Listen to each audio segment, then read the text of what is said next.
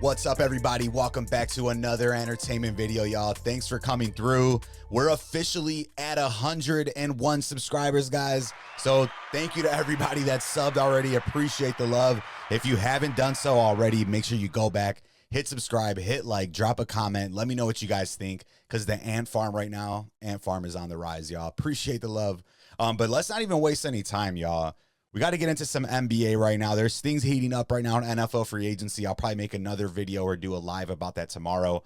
But for today, guys, today's actually Wednesday, a little bit Wednesday night right now. So there's some NBA going on right now. I'm going to talk about some of the games yesterday. So let's just get right into it. Steph Curry, he's now 13-1 at Madison Square Garden after the Warriors beat the Knicks yesterday, 114-102. Luka dropped 30 points, 15 assists, becoming only the fourth Laker in their history to ever do that. Cavs or Thunder, which one seed do I think is more likely to make the NBA Finals?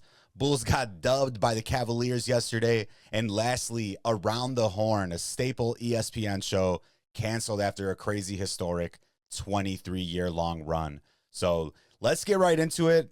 Around the Horn, pretty sad, but we're going to talk about that last. I got to get into right away into this Steph Curry, man. So Steph Curry, only they got a little clip here of him at interview afterwards, but he's now 13-1 at Madison Square Garden, guys. So his only loss at Madison Square Garden, he dropped 54 points. So you can see here, Steph Curry gets hot in Madison Square Garden. It's not the first player in history we've ever heard about this before. Obviously, there's those stories about Jordan dropping the double nickel game, Kobe going into Madison Square Garden multiple times, LeBron going in there multiple times, having big games, and now another great all-timer, Steph Curry, goes in there, has another great game, and 13-1 at Madison Square Garden. So he had 28 points. Steph Curry, let's just, I guess, off the rip here. Warriors beat them 114-102. Steph Curry had 28 points, 9 assists. He scored 20 points in the second half, and he's now 13-1, like I said, at Madison Square Garden. Jimmy Butler, Brandin Podziemski added 19 points each, and the Warriors are now 3-1 on their 5-game road trip. OG Anunoby, he had 29 points. Jalen Brunson added 25 for the Knicks, who had their 3-game winning streak snapped, but they did play this game without all-star center Karl-Anthony Towns. So crazy stat line there for Steph, 28 points, 9 assists, 7 rebounds. He's now 13-1 at the Garden. Jimmy added 19, Brandin Podziemski added 19, and the Warriors are now 3-1 on their 5-game road trip. So things are looking bright right now for the Golden State Warriors. They're now 34-28. That win yesterday moved them out of the play-in game. They're now into the regular playoff seeding here. So you can see they moved up to that 6th spot. They are tied with Minnesota, but they got the edge in terms of just having one less loss. So win percentage-wise, they're right there. But Golden State, they're climbing up on the heels of Houston, on the heels of Memphis, who's playing the Oklahoma City Thunder right now. But just a lot going on for Golden State ever since Jimmy came over. Looks like he's kind of filled out that team exactly the way you might expect. And we could see it right here in the stat line. Take a look right here at the at the box score. Thinking about baseball already. But Draymond, 8 points, 8 assists, 9 rebounds. Kind of a prototypical Draymond game. Jimmy Butler had 19, 7-9 from the free throw line, which you know he's going to get there often and make a lot of them. Steph Curry, man, 28 points, 9 assists, 2 steals, 7 rebounds, 5 of 9 from three-point land, 3 of 3 from the free throw line. And then Brandin Podziemski, like I said, he added 19. You got Buddy Hield off the bench with 15. And it looks like the Warriors, man, they're starting to kind of find their rhythm if they haven't already done so. They're doing it right now, climbing up in those standings. If they can get into that 4th, 5th spot, they're not too far away. Things can look a lot different. I know Steve Kerr's talked about it. A lot of his goal is to get out of that play-in game, get into the playoffs, which I would assume that's every good team's goal. But they're only 3 games behind the Houston Rockets. Houston's been kind of reeling. You see here they've lost 3 in a row. They're 5-5. Same thing for Memphis, 3-7, lost 3 in a row. So it's not out of this world. It's not crazy to think that Golden State can climb up into the 5 seed, into the 4 seed. I don't know if they'll get any higher than that. I don't see them catching Oklahoma City. They're ahead by a mile. Lakers are ahead of them by 5, 6 games. Denver up on 5.5 games on them. So I don't know how high they could get. I think 4 or 5 is realistic, especially the way that they're playing right now. 8-2 in their last 10, 2 games in a row. They should have won that other game. They lost the other day to the Philadelphia 76ers. but it is what it is. Next game for the Warriors is actually going to be this Thursday or tomorrow against the Brooklyn Nets. But a lot of things kind of shaping out. We'll see right now some of these teams ahead of them today that are playing. The Nuggets, they're currently losing, so that's good news for them. Right here, they got to want to see the Grizzlies lose. Thunder are up. I do think the Thunder will pull that out. Pistons and Clippers later on tonight. At the beginning of the year, you probably thought Clippers will wipe that out, but the Pistons are pretty good, man. They got almost they're a better record right now than the Clippers have. Pistons at 35-27. Celtics won out on the East. Timberwolves won. That's not good for the Warriors, but I'm sure it's whatever. No other game here. Mavericks lost. They're just kind of sliding all the way down. You're probably going to see them miss the playoffs at this point. We'll talk about it a little bit, but Kyrie is out for the year. Torn ACL. Rumors already going around about Anthony Davis not playing the rest of the year. But overall, guys, you got to be excited if you're a Warriors fan. I'm not a Warriors fan per se. I am a fan of Steph Curry. I'm a fan of Jimmy Butler. But it's great to see them moving up in the West. People were talking about they're going to be a play-in team. I don't know what some of these like mainstream media, these guys on ESPN, on Fox, I don't know what they're smoking. Probably not as good as what I got, but they be coming up with some outlandish material. They had the Lakers and Warriors like, not their year, not this season.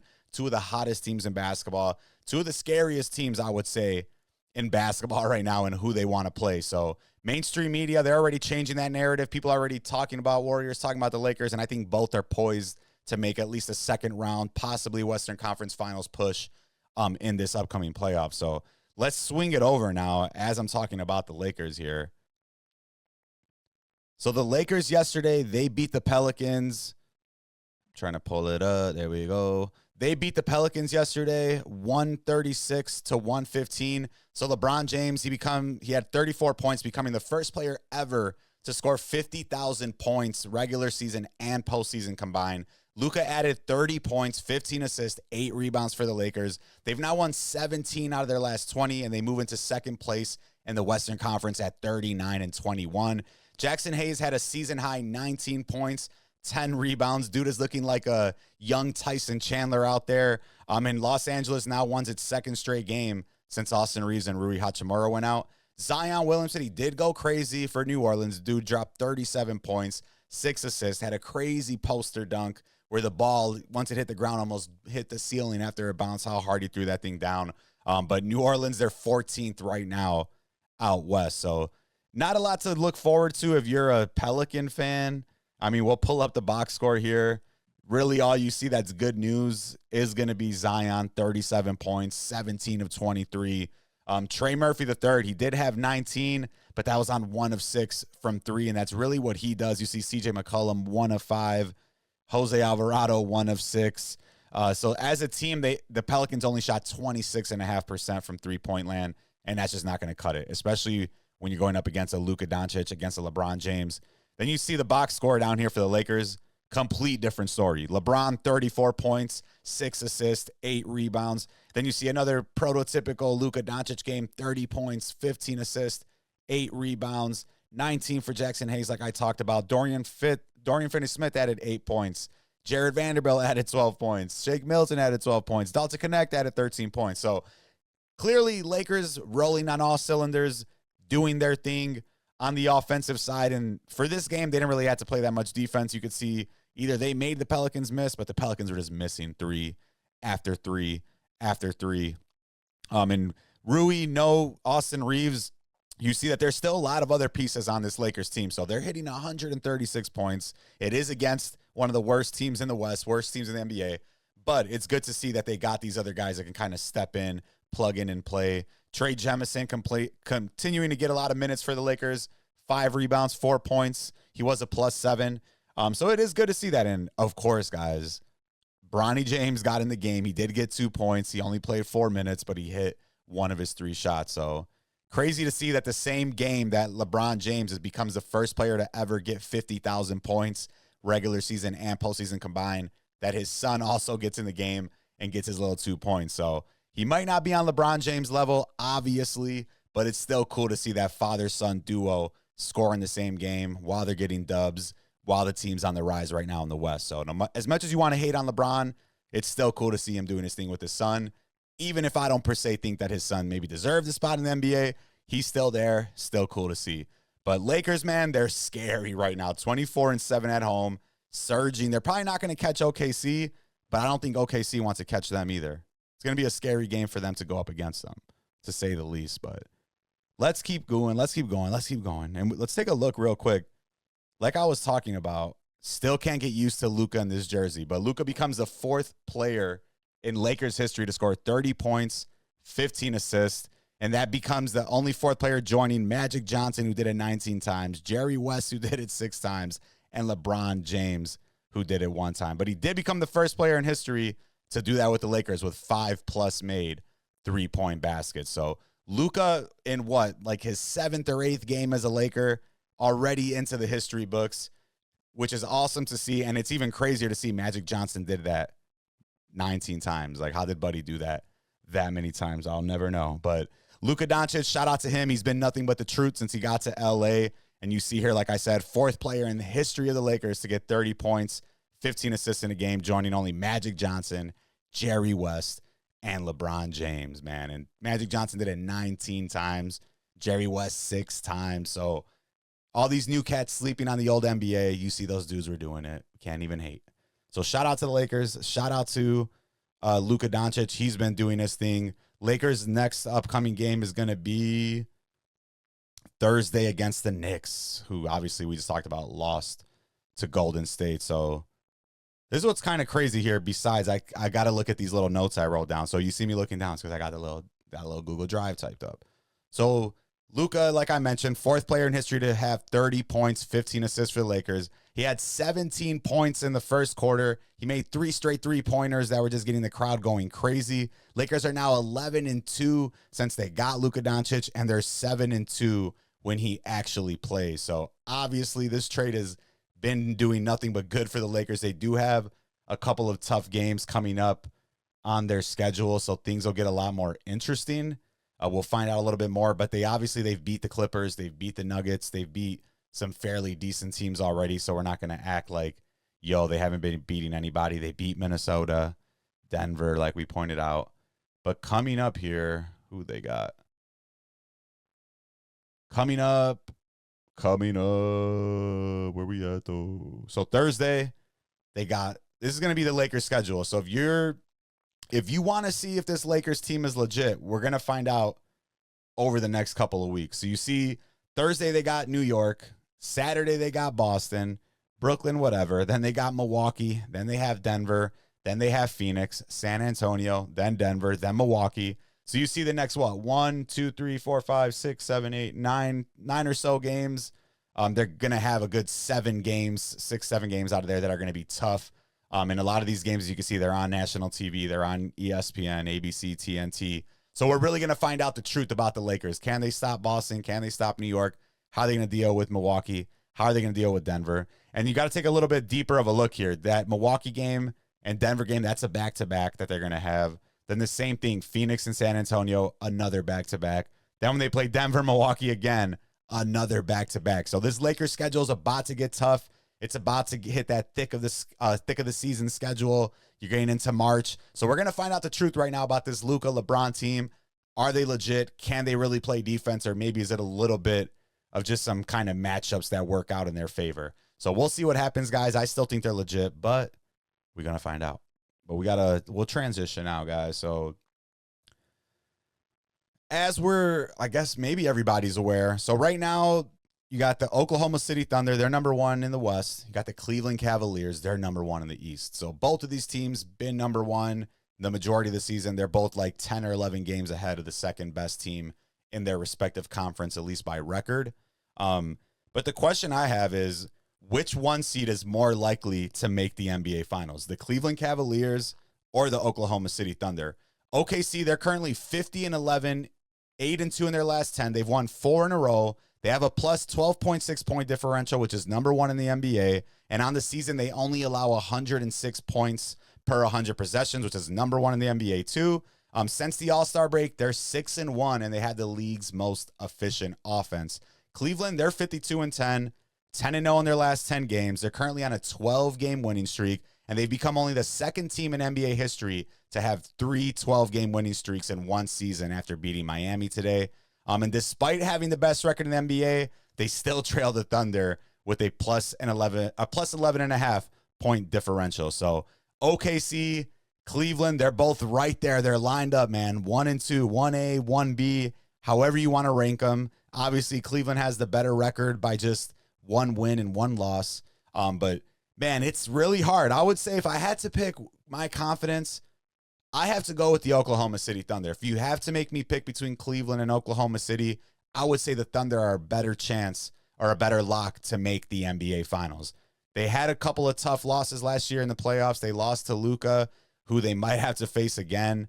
And I know that Chet's been hurt, but to me, it's kind of the size of SGA, who's their best player, his ability to create a shot for everybody else, his ability to make everything, and just his height, everything, could get a shot over people. The Cleveland Cavaliers are going to be relying a lot more on Donovan Mitchell, who to me is just a smaller type of player. So you take a look here at some of the stats for Cleveland. Donovan Mitchell leads them 24 points, 4.5 assists, 4.3 rebounds. Darius Garland, 21 points, 6.7 assists. Mobley, 18 points. DeAndre Hunter. So you see they're getting contributions from a lot of different players. Then you take a look at Oklahoma City, kind of, relying on the big guns, SGA. So SGA is averaging a crazy 32.6 points, 6.2 assists, 5 rebounds. Jalen Williams, all-star, first all-star game this year. He's averaging 21 points, 5 assists, 5 rebounds. Chet Holmgren, he's only played 18 games, so that's going to be a big factor. But in those 18, he's averaging 15 points, 8.5 rebounds, and 2.7 blocks. Aaron Wiggins, 11 points, Harkenstein, 10. So you could see kind of similar where you got a couple of these guys at the top and then everybody else doing a little bit, pitching in. But two teams that just as a team, they're not proven. Neither team has made it to a conference final as this group. Neither team's made it to an NBA final as this group. So that's why it's hard to think, do you expect these two to definitely make the NBA finals? I would say no. I think also for Cleveland, they had to face the Boston Celtics. It's going to be a hell of a battle out there in the East when you got to go up against the defending champions. And what people don't think about is, the defending champion, they rarely are going to come out and play the whole season at just, guns blazing, especially a team like Boston, who, although they've only won 1 championship, they've been to 2 finals in the last 3 years. They've been to a ton of conference finals in the last 6-7 years. So they're not as eager to, do great in the regular season like some of these other teams are. So Cleveland's up on them here. You see they're going to play, not anybody too great. But once they get to that second round, I think Cleveland already is going to have some trouble with the Milwaukee Bucks of the world, possibly the New York Knicks of the world. But Boston, same thing. I just have a lot more confidence in the Boston Celtics than I do in the Cleveland Cavaliers. And when I go out west, I really don't have 100% confidence in anybody. To me, everybody's flawed on both sides in the West. Oklahoma City, young. Chet Holmgren hasn't been healthy. Los Angeles Lakers, really no solid big men that at least have a proven track history. Jackson Hayes has been playing crazy, but we'll see how that goes. Denver Nuggets, a lot less shooting than I would like to have around Nikola Jokic. Grizzlies, kind of already floundering down. John Morant, even though they're doing good, not really having a great season. Houston Rockets, still really young. I think maybe a piece away from being legit contenders. Golden State, also lacking size. Biggest starter is Draymond Green. Minnesota, the lost cat. And then you kind of get to the bottom of the West here where Clippers underperforming. Dallas, everybody's hurt. Phoenix has been pretty bad. And if they can't make it in the play-in, Phoenix, they're already talking about trading Durant, but you might blow up that whole roster.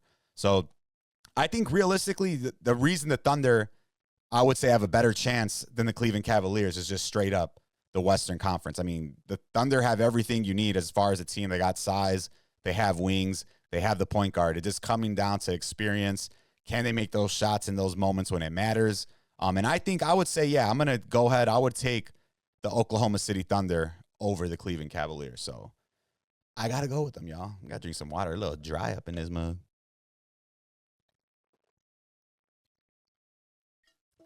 We back. So, got a little parched there, eh? Got a little parched there, eh? Goofy ass. All right, so which one seems more likely to make the finals? Cleveland Cavaliers or Oklahoma City Thunder? I got to go with the Oklahoma City Thunder, guys. 8-2 in their last 10. They've won 4 in a row. They have the best point differential in the NBA. Best defense probably in the NBA. Cleveland, 10-0 in their last 10. Third 12-game winning streak of the season. Only the second team in NBA history to do that. But I got to go with the Oklahoma City Thunder, guys. The size of SGA, the size of the roster, the build of the roster, Jalen Williams, SGA, Chet Holmgren. I think that fits a little bit more perfect together. Cleveland, I actually do really love their roster. But the thing is, they got to play the Celtics. So if it wasn't for the Celtics, I kind of would have to say the Cavs. But there's also just something about a Cleveland jersey. If LeBron's not in it, I just can't trust that Cavaliers team. I feel like they're going to do something to kind of just blow it down the road. But we'll move on. We'll see how it goes. I'm excited for the NBA playoffs. Been talking about it for a minute, and we going to heat up. We excited for it. So Cleveland actually already played today. They just beat Miami, so that's how they got their third 12-game winning streak. But I wanted to go over the game yesterday. Obviously, I'm a Bulls fan. We got the Michael Jordan up there. We got the Wrigley sign. We got Benny the Bull that looking a little troubled back there. Should have fixed him up. And the Cubs. But Bulls lost yesterday to the Cavs, 139 to 117. I think I got a little tweet. Yeah, we got 129 to 117. Ooh. Excuse me, guys. So Bulls lost to the Cavs. I tried for the 5th time here. Bulls lost to the Cavs 139 to 117. Donovan Mitchell had 28 points. Jarrett Allen had 25 points, 17 rebounds. Garland added 19 points. And they rested Evan Mobley, but they did fall behind by 15 in the first half when Kobe was leading us. He led the Bulls with 25. THC had 22. Zach Collins had 20. So Cleveland closed the game to 58-57 at halftime. It was close throughout the third, and then it ended up right here. You could see it was 107 to 107 with 7 minutes remaining. Then the Cavs closed the game on a 32-10 run and beat us 139 to 117. So Cleveland scored 14 straight points over a span of 1 minute and 52 seconds, and that kind of summarizes this Chicago Bulls team. They can score a ton of points, but they're not going to get any stops. So we see that kind of played out right here. The Cavs outscored the Bulls 43-23 in the fourth quarter. So the Bulls are now 24-38. They've lost 9 of 11, and they fell to 11-22 at home. But we are somehow still clinging on to that final play-in spot in the Eastern Conference. Sadly, unfortunately, I don't even want that spot, but we're there. And you see right here, they tied us yesterday for 11. They won their 12th today. Let's go back. Box score it. And just absolutely abused us on all ends. They didn't even play Evan Mobley, but everybody went off in the starting lineup. You see all those, literally everybody that played besides Ty Jerome and Sam Merrill had a plus differential against us, and Dean Wade, which always throws me off. I always see D Wade, and I'm like, oh my God, Dwayne Wade made a comeback, and then ends up being this guy, Dean Wade.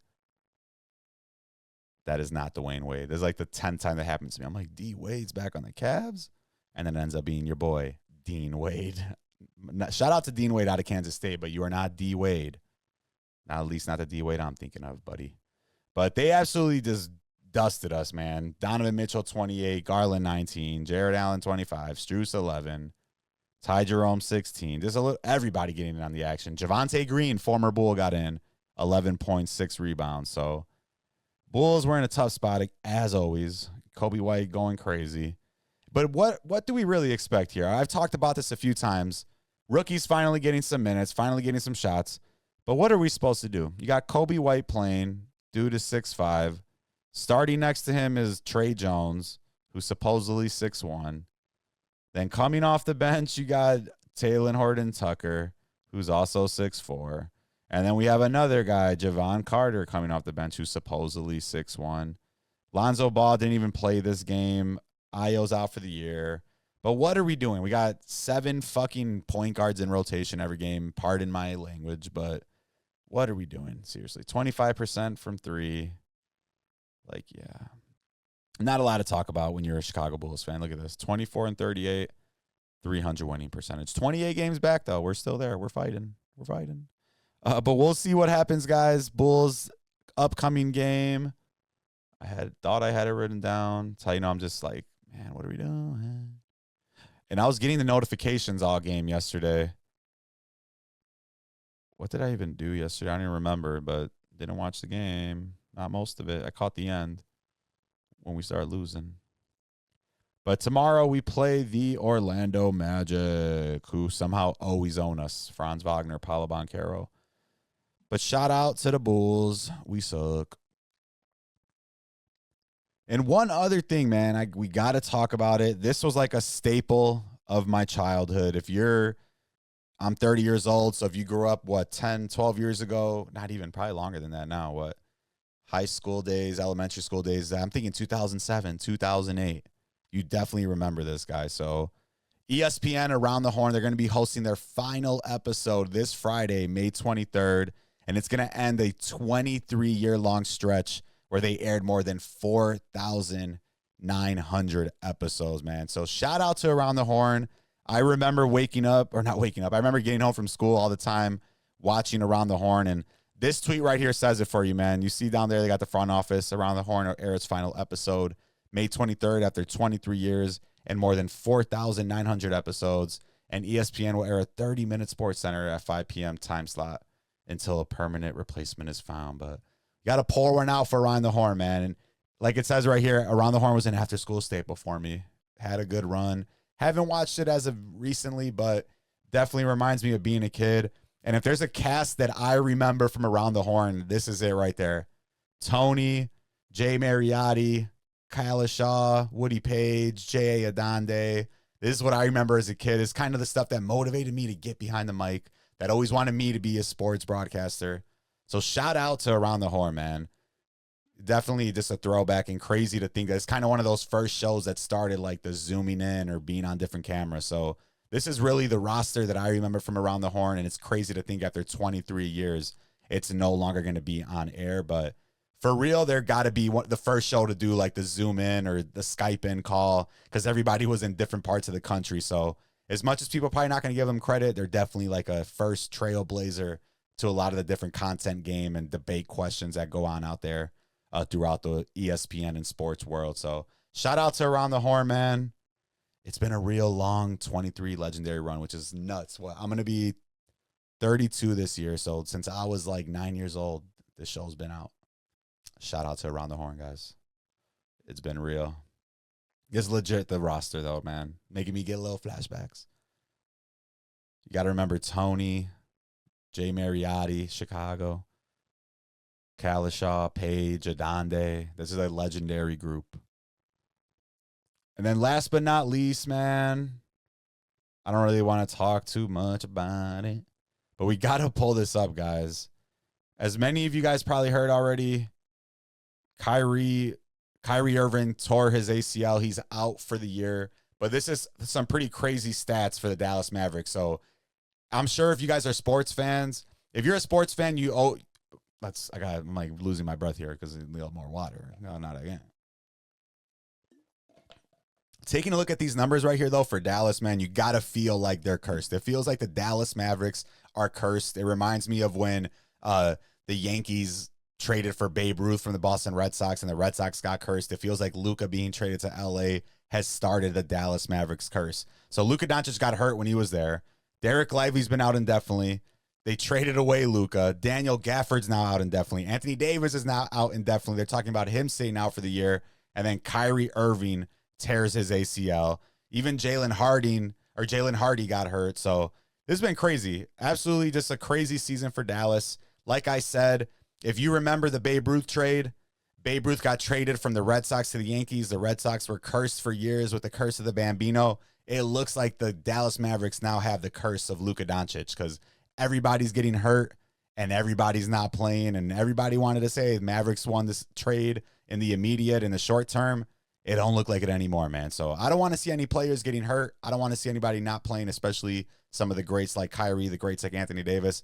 But this is crazy to see, man. I don't know what Nico Harrison did over there, but there is some crazy voodoo witchcraft over the Dallas Mavericks organization.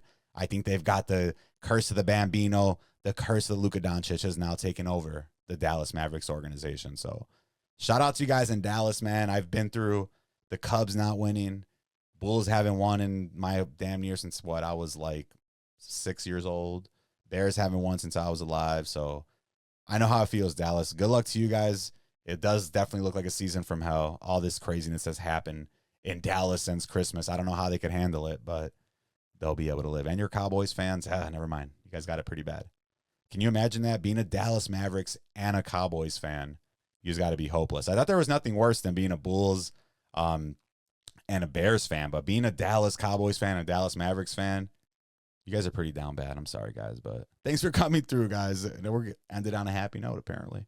But thanks for coming through, guys. Talked a little bit about Steph Curry, crazy 13-1 record now in Madison Square Garden. Luka drops 30 points and 15 assists, fourth player in Laker history to ever do that. Cavs or Thunder, which number one seed's more likely to make the finals? Bulls got dubbed by those Cleveland Cavaliers, and Around the Horn gets canceled after a crazy 23-year run. But thanks for coming through, guys. I'll probably be going on live or doing something tomorrow, but I do appreciate the love. Drop a comment. Let me know how I'm doing. Do I suck? Am I doing good? Am I getting better? I gotta know, guys. But remember, go crazy. Don't be lazy. Deuces.